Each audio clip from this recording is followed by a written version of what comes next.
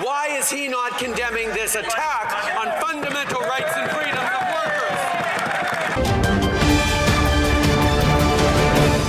Well, I guess in the meantime, Canadians will have to continue to drive to the United States where these medications are widely available for parents. But back here at home, the Prime Minister's $500 billion of inflationary deficits have given us a 40-year high in inflation. Now they're driving up interest rates.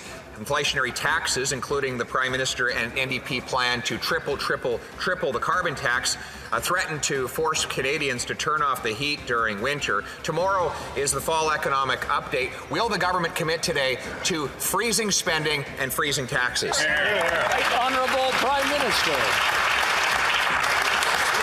While the Conservatives engage in personal attacks and focus on me, we're going to continue to focus on helping Canadians, whether it's directly with a carbon price on pollution that is going to restore, put more money in the pockets of Canadians where it applies, whether it's moving forward with a GST rebate that's landing this Friday in many Canadians' households, or whether it's moving forward on low-income supports for renters and support for dental care for kids. Two initiatives that Conservatives continue to stand against. Mr. Speaker, Canadians deserve a government that continues to stand up for them, not Conservative rhetoric.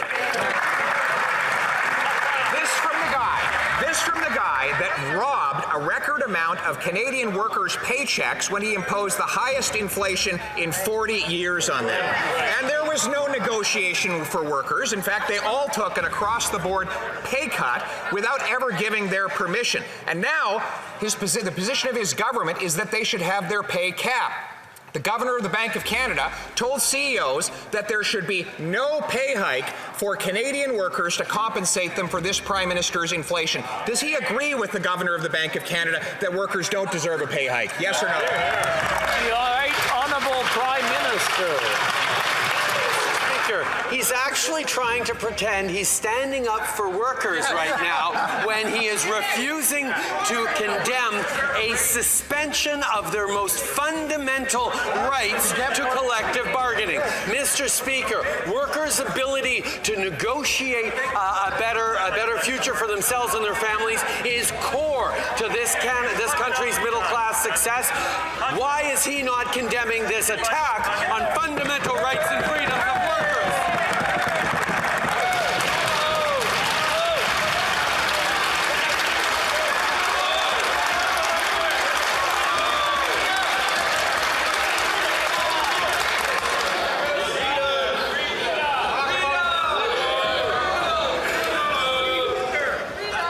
I see the emotions are running a little bit high, so I'm going to ask everybody to take a deep breath.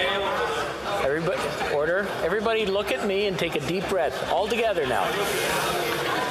Okay, now we're going to calm down. The Honourable Leader of the Opposition. I am condemning the attack this Prime Minister has undertaken on Canadian workers by giving them the highest inflation in 40 years, eating up their paychecks so that they cannot afford food. It is this Prime Minister who has sent 1.5 million Canadians to the food bank in the month of March.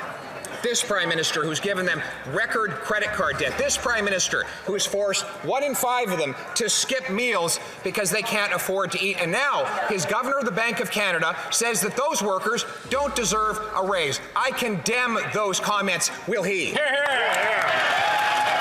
Honourable Prime Minister.